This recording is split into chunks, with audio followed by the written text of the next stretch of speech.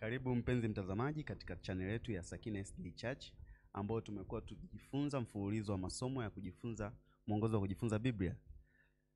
Na leo tuko katika somo la 4 lenye kichwa cha somo kinachosema mataifa, sehemu ya kwanza. Kabla tujaanza, tufumbe macho tuweze kupata ombi kutoka kwa mwalimu David Machibia. Tuweze kujifunza pamoja. Tuombe. Uhimidiwe Mungu wetu, jina lako takatifu litukuzwe. Tunakushukuru sana kwa nafasi hii ya leo. Tunakualika nasi tukajifunza neno lako katika jina la Yesu Kristo. Amina. Amina. Asante.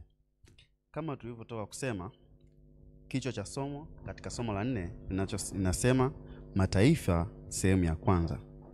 Huu ni utangulizi. Fungu la ukariri katika juma hili linatoka katika kitabu cha Danieli 7 mstari wa 14, ambao linasema, naye akapewa mamlaka na utukufu na ufalme, ili watu wa kabila zote na taifa zote na lugha zote wamtumikie. Mamlaka yake ni mamlaka ya milele ambayo hayatapita kamwe, na ufalme wake ni ufalme usioweza kuangamizwa. Utangulizi unasema kitabu cha Ufunuo kinatuonyesha ufumbuzi wa Mungu kwa ajili ya ulimwengu wetu ulioanguka.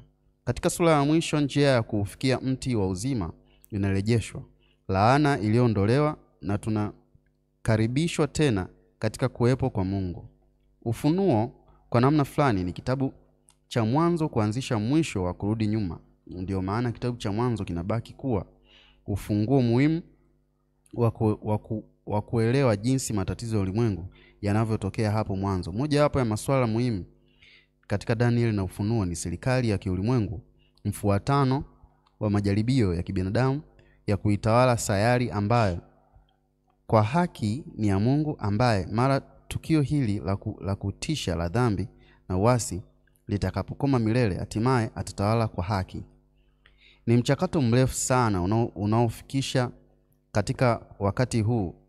Unachukua maelfu ya miaka na majaribio ya wanadamu katika kujitawala, maelfu ya miaka katika kujitawala. Hajawahi kufanikiwa. Hata yale yaliyodhihirisha ubora wa juu kabisa daima yamepungua. Mara nyingi yamepungua mno. Ubora huo, sehemu kubwa ya historia ya kusikitisha ya wanadamu kwa kipindi cha miaka 1000 inahusu tu maelezo ya maafa ambayo mifumo hii iliyoshindwa imeletwa juu yetu, na hali itakayokuwa mbaya zaidi hadi ufalme wa milele wa Mungu utakaposimamishwa hatimaye. Karibuni walimu wenzangu katika mjadala huu. Katika utangulizi, mataifa ni jinsi gani kwamba Ufunuo umekuwa ni kitabu cha kwanza kuonyesha jinsi matukio yanavyoweza kuelezewa kutoka kurudi nyuma, na jinsi gani haya mataifa ambayo yamekuwa na mfululizo mataifa yamekuwa na mfululizo wa kujaribu kujitawala wenyewe, lakini kumbe kuna mtawala ambaye ndiye mmiliki wa sayari hii atakaye kuja kutawala kwa haki hapo mbele. Karibuni. Asante. Ninapenda nizungumze, kuna pointi hapa mwandishi ameandika. Okay, kuna namna ukisoma ni kama inachanganya namna ambavyo imeandikwa. Anasema Ufunuo kwa namna fulani ni kitabu cha mwanzo kuanzishia mwisho kurudi nyuma. Kama nimesoma kwa usahihi, Ufunuo kwa namna fulani ni kitabu cha mwanzo kuanzishia mwisho kurudi nyuma. Ukisoma kwenye lesoni ya Kiingereza anakuambia Revelation is the book of Genesis in reverse. Yani anachokimaanisha kwamba Ufunuo ni kitabu cha mwanzo, yani tukipiga reverse ya kitabu cha mwanzo ndio tunapata kitabu cha Ufunuo. Kwa maana ya kwamba matukio ambayo yalitokea kwenye kitabu cha mwanzo tunaanza vizuri, tunaanzia kwenye bustani ya Edeni, matatizo yanaingia. Sasa kitabu cha Ufunuo tunatoka kwenye matatizo tunarudi kwenye nini? Kwenye urejeshwaji. Na ndio maana utaona kuna vitu vingi vilivyopo kwenye kitabu cha mwanzo vinarudi tena kwenye kitabu cha nini? Cha Ufunuo. Habari za mti wa uzima, habari ya bustani ya Edeni, kutakuwa na machozi, kama ambavyo mwanzo palivyokuwa, ndio kitabu cha Ufunuo kinavyokuja kuleta. Sasa hapo katikati kwenye mchakato wa kurudisha ndio tunakutana na mataifa mengi yanaibuka, lakini tunakuja tukupata habari moja kwamba kuna ufalme ambao wenyewe ni wa kudumu, ni wa milele, ndio ambao unaenda kusimikwa mwishoni kabisa. Asante. Karibu mwalimu Method. Asante, nimependa hiyo sehemu namna Machibia alivyoizungumzia. Lakini unaona namna ambavyo kitabu chenyewe cha Ufunuo kinapoyaweka hayo yanakutaka yote urudi kwenye Mwanzo. Ukirudi kwenye kitabu cha Mwanzo, ukiunganisha hayo matukio, ndipo unayapata vizuri sana. Lakini mwandishi ameweka lugha ya picha. Kuna namna ameweka lugha ya picha, na hii picha inaonyesha ya kwamba mtu akiwa anamwabudu mfalme au anamwabudu Mungu ambaye ameketi katika mahali patakatifu sana. Lakini pia na fungu la kukalili lina picha ambayo inataka tuione, sema kwamba naye akapewa mamlaka na utukufu na ufalme, ili watu wa kabila zote na taifa zote na lugha zote wamtumikie. Mamlaka yake ni mamlaka ya milele ambayo hayatapita kamwe, na ufalme wake ni ufalme usioweza kuangamizwa. Najua somo hili ukiangalia fungu hili vizuri, linaeleza kitu ambacho kitakuja kutokea baadaye. Na hii ni Danieli 7:14. Inaonesha namna ambavyo Yesu atakuja kutawala, atatawala kwa haki, namna ambavyo ufalme wake hautaweza kutetemeshwa, namna ambavyo ufalme wake utadumu. Hichi ndicho nilichokiona katika somo hili. Na unapoangalia mlinganisho huo pamoja na kile ambacho mwalimu Machibia amekizungumza, kwa kweli mwandishi anataka kwanza tuielewe vizuri kitabu cha Mwanzo. Tukishakielewa vizuri, kinatupa picha ya kile ambacho kinaelezwa kwenye kitabu cha Ufunuo. Asante. Nadhani tumepata ufafanuzi mzuri kupitia utangulizi kutoka kwa walimu wetu.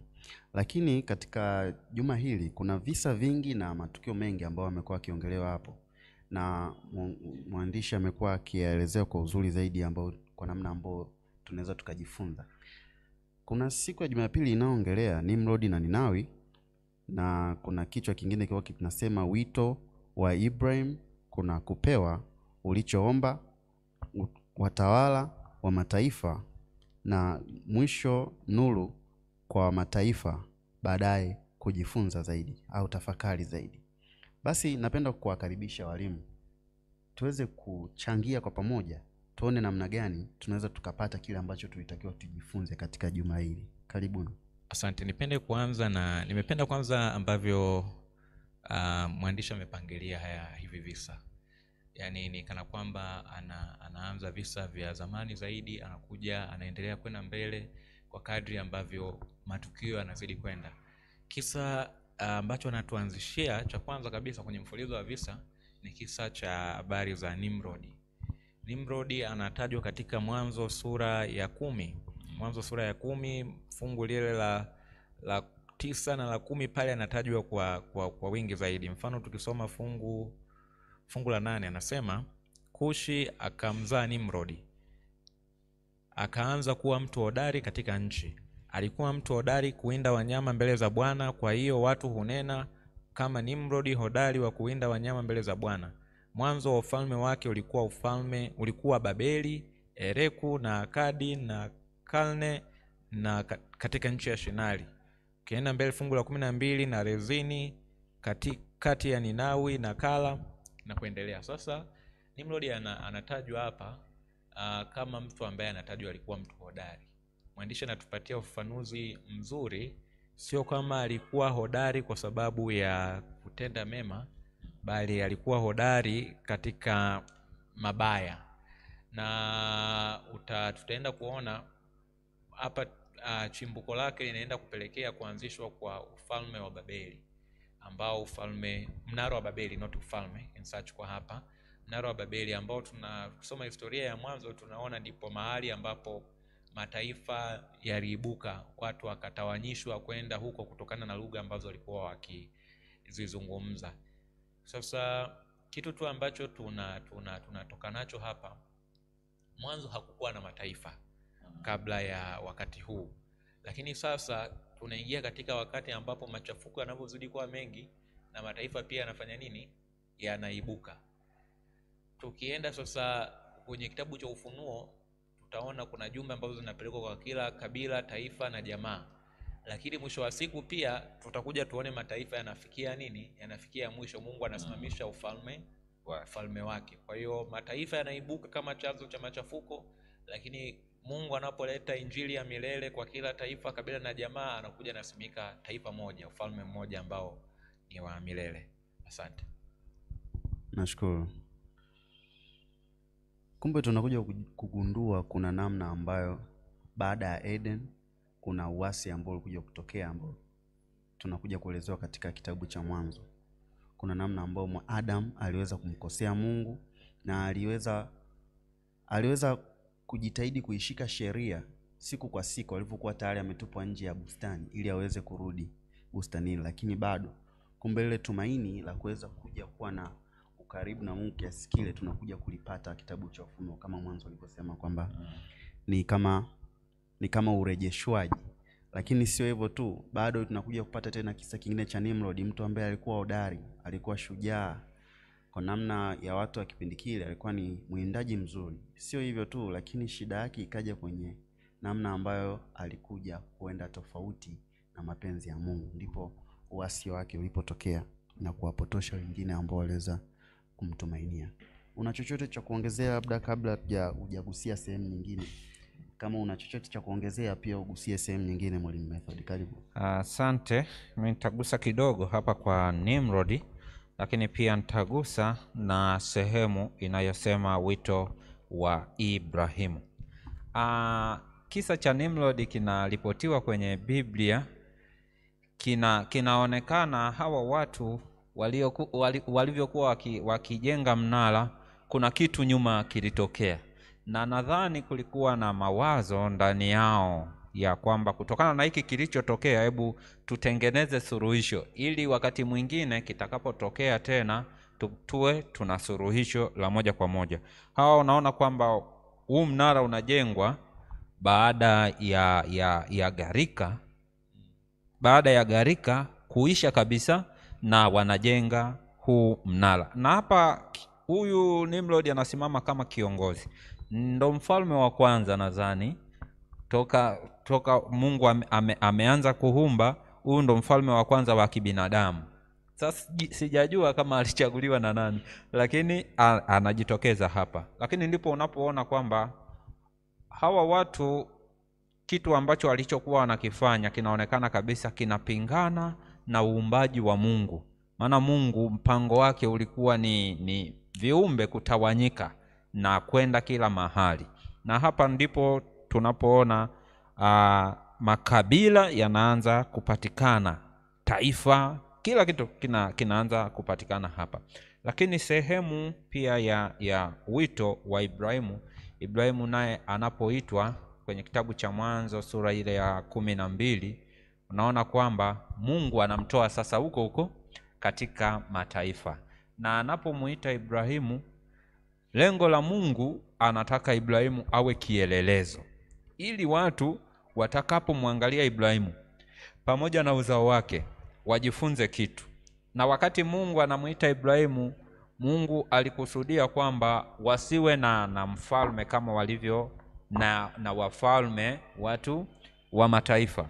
Kwa hivyo hicho ndicho ambacho Mungu alikikusudia. Na hapa ukienda kwenye Ufunuo sura ya 14 na fungu la 6, ananukuu yule malaika wa kwanza anaposambaza injili ya milele, anasambaza kwa kila lugha, taifa na jamaa. Hata Ibrahimu aliitwa ili kuweka nuru katika mataifa yote, watu watakapoangalia waweze kumuona Mungu katika uzao wa Ibrahimu. Asante.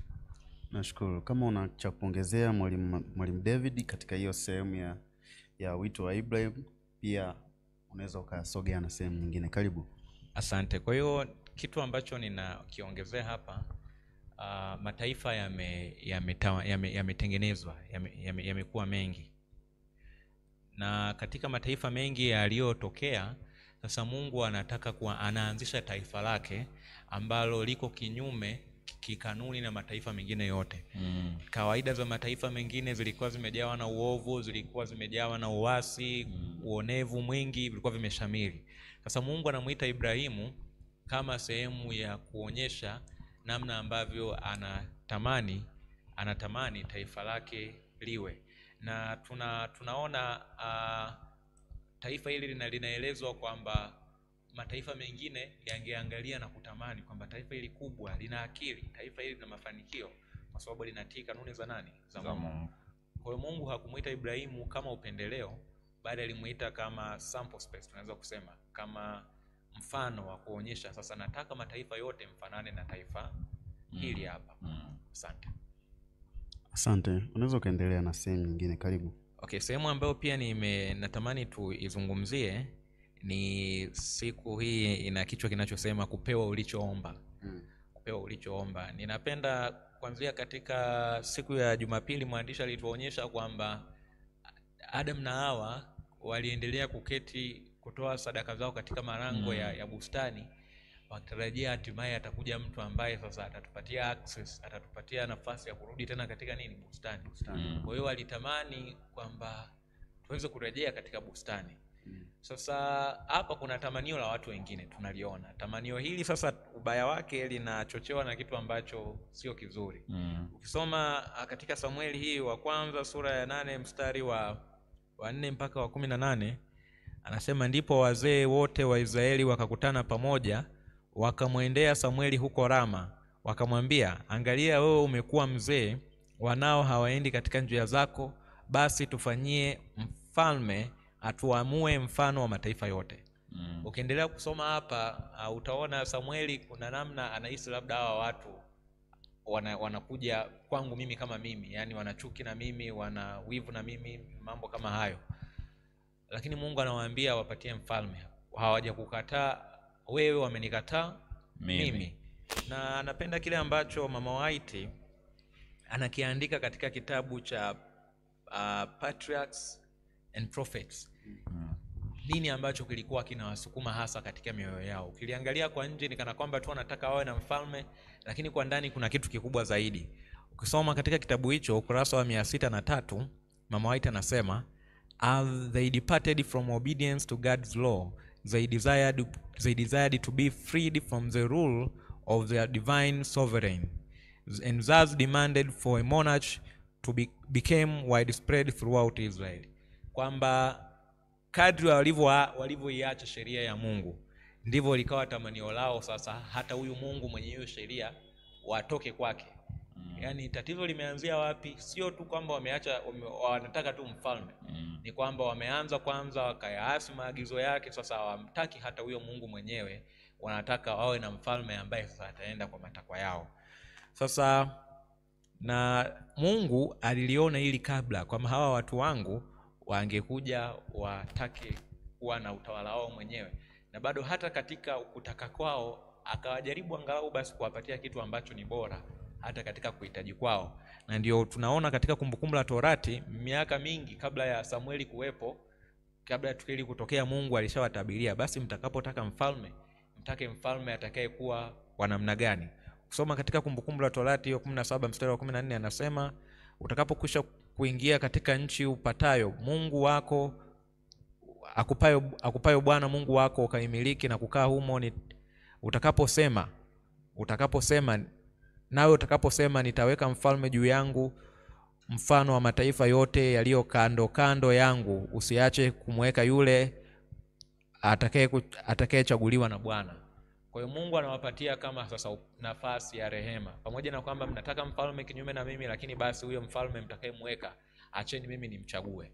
Kwa hiyo anawapatia tu kama rehema katika kukaidi kwao, katika kuasi kwao. Asante. Kuna kitu hapo nimekipata. Kumbe kupewa walichoomba, kumbe kuna kitu alikiomba ambacho kwa namna fulani huwezi kugundua. Kwamba wao waliomba wapate mfalme ambaye atawala, lakini kwa namna nyingine ni kwa tafsiri ya haraka ni mwenye dhambi anaongoza wenye dhambi wengine. Tofauti na ile Mungu alikuwa akiongoza wenye dhambi. lakini na ilikuwa ina maana kubwa zaidi, na maana pia ilikuwa inakiuka ule ukamilifu wa sheria wa Mungu, wa tabia ya Mungu ambao ulikuwa akihitaji wale wana Israeli waishi kwayo. Sio hivyo tu, ukijaribu kukumbuka hata kwa wale wafalme ambao walikuwa wema kama Daudi, ana historia nzuri, lakini bado kuna muda alifanya dhambi. Kwa bado tunarudi pale pale, alikuja mfalme mmoja baada ya mwingine katika zile falme, lakini mwisho wa siku ni wenye dhambi, anaongoza wenye dhambi wengine. Sheria ya Mungu wakitegemea pengine haitaenda kama inavyotakiwa, lakini kumbe bado ni matatizo. Karibu Mwalimu Method, kama una kitu hapo kupewa walichoomba, na labda kama unaweza kugusa sehemu nyingine, watawala wa mataifa au nuru kwa mataifa. Karibu. Asante. Unajua wakati Mungu ameruhusu wana wa Israeli kwenda utumwani Misri, aliruhusu kwanza wakae kwa muda wa miaka 400, na ni ahadi ambayo alimwambia Ibrahimu kwamba uzao wako watakwenda utumwani, na wanakaa kwa muda wa miaka 400. Mungu alitaka wajifunze kitu, namna ambavyo wanapata mateso kule Misri. Lakini hata alipowatoa, Mungu aliwakumbusha tena. Aliwakumbusha kwenye kitabu cha Kutoka sura ya 9 na fungu la 4, akasema kwamba mmeona jinsi nilivyowatendea wa Misri na jinsi nilivyowachukua ninyi juu ya mbawa za tai. Sasa akawapa angalizo. Sasa basi, ikiwa mtatii sheria yangu kweli kweli, ndivyo mtakavyokuwa tunu kuliko mataifa yote. Tunu maana yake ni kitu cha thamani. Yaani anagusia tena, anadokeza lile dokezo ambalo alikusudia tangu mwanzo. Mimi nimewachagua ili muwe tunu. Lakini haikuwa hivyo. Lakini hata hivyo walipewa walichoomba, lakini baadaye yule mfalme alimwasi Mungu na Mungu alimkataa. Na yule mfalme hata Mungu bado amemkataa, lakini anaendelea kuongoza tena kwa muda wa miaka mingi. Imetajwa miaka mingi. Kwa hiyo unaona namna ambavyo wafalme wa kibinadamu wanavyoweza kuongoza. Hawaongozi kama Mungu anavyotaka. Lakini watawala wa mataifa, watawala wa mataifa walikuwa na sifa kadha wa kadha. Biblia imejaa wengi sana ambao wanazungumzwa. Wa kwanza anayezungumzwa anazungumzwa kama mfalme wa Babeli, Nebukadneza.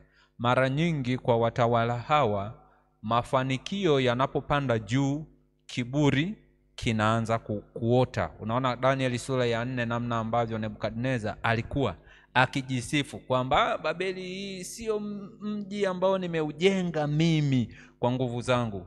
Sifa zinaacha kwenda kwa Mungu, lakini zinarudi kwake mwenyewe. Kwa hiyo tunaona athari za wafalme wa mataifa.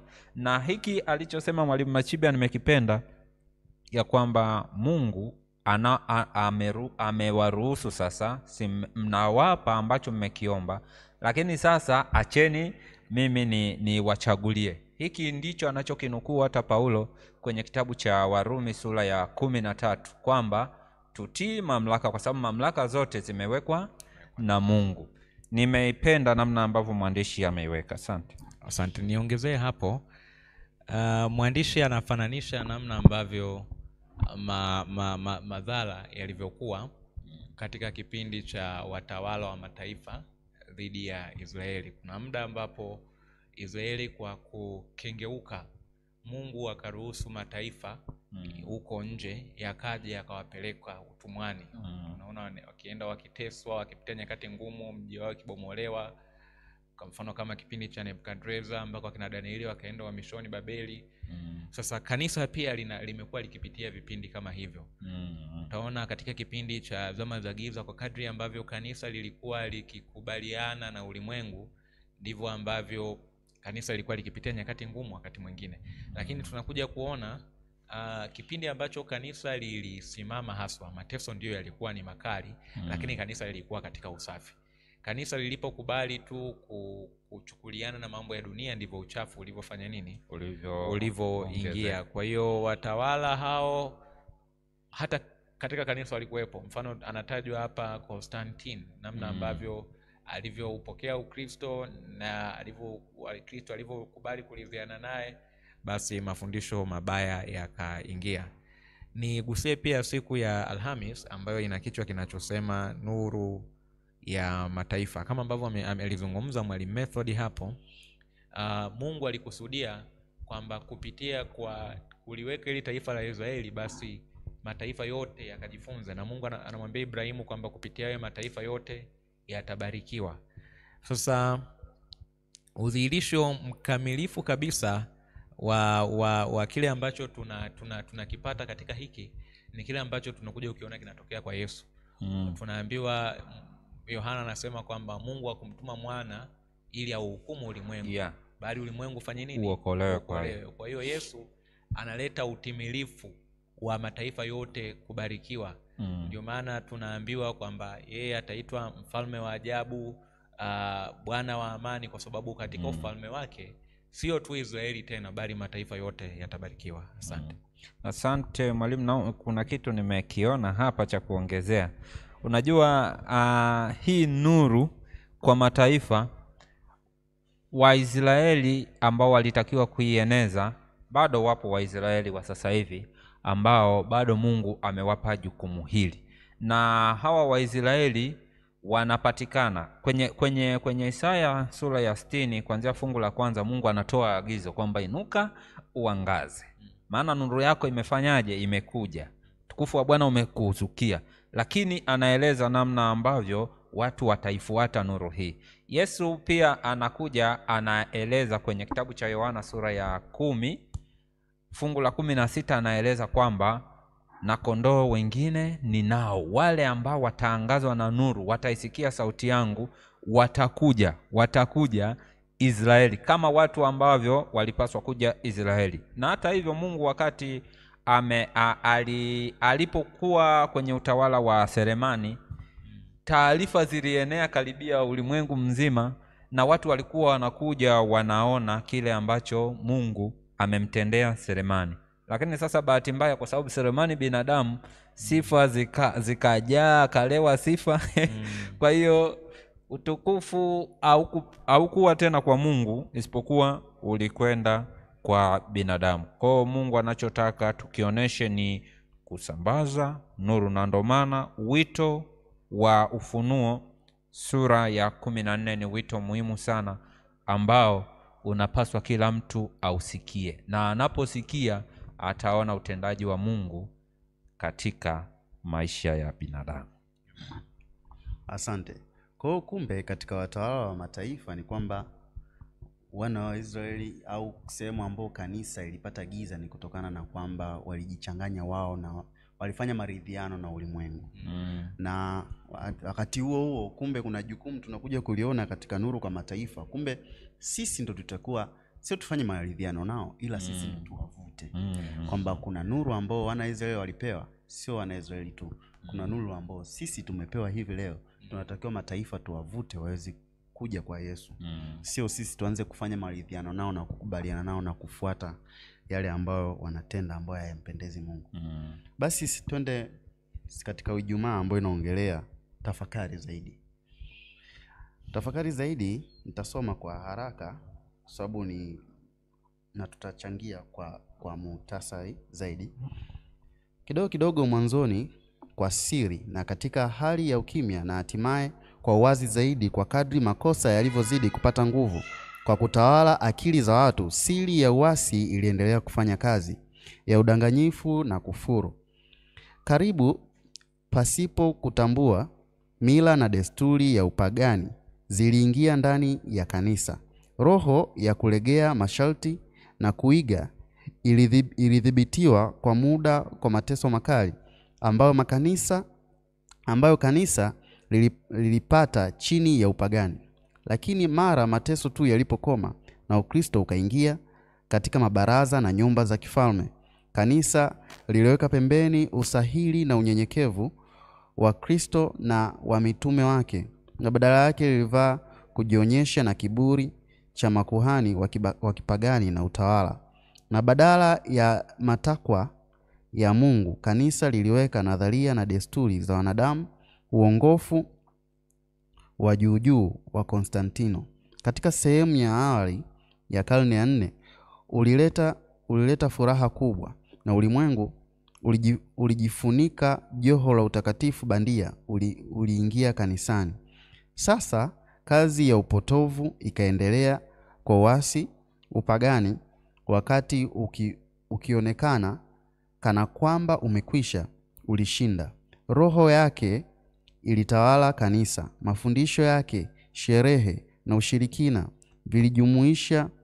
vilijumuishwa katika imani na ibada ya watu waliodai kuwa wafuasi wa Kristo. Hii inatoka katika kitabu cha Ellen G. White, Pambano Kuu, ukurasa wa 37. Sambamba na swali lililo mwishoni mwa somo la Jumatano, je, sisi sote hatuko katika hatari, hasa kwa kadri tunavyokuwa hapa kwa muda mrefu, ya kuweka pembeni usahili na unyenyekevu wa Kristo na wa mitume wake kwa ajili ya fahari, uwezo, sifa na majaribu ya ulimwengu? Ikiwa tunafikiri hatuko katika hatari, tunajidanganya wenyewe. Karibuni, kama mnaweza mkaongea chochote kuhusiana na namna ya kutafakari zaidi muhtasari wa juma zima. Karibuni. Asante. Labda tunapokuwa tukitafakari na kuelekea katika miisho ya somo letu, mimi nipende kumaliza kwa pointi moja. Katika fungu la Mathayo 20 mstari wa 25 hadi 28, Yesu anawaambia wanafunzi wake kwamba mwajua ya kuwa wakuu wa mataifa huwatawala kwa nguvu wakubwa wao na huwatumikisha. Tawala za kidunia zinatumia nguvu, zinatumia mabavu, na wakati mwingi zinakuwa zikitumia hata uongo. Mfano, shetani amekuwa akitumia uongo. Lakini tunachokuja kukiona kwa Yesu, utawala wake ni utawala ambao mjengwa katika misingi ya upendo, na huo ndio ufalme ambao atakuja kuusimika. Kanisa katika vizazi vilivyopita lilipotoshwa kwa hila za shetani, lakini Yesu anakuja kuleta na anatupatia jukumu sisi la kueneza ukweli. Na ndio maana tunaambiwa habari za ujumbe ambao utaenezwa kwa kila taifa, kabila na jamaa, ambalo litauandaa ulimwengu kwa ajili ya marejeo ya pili ya Kristo. Asante. Karibu.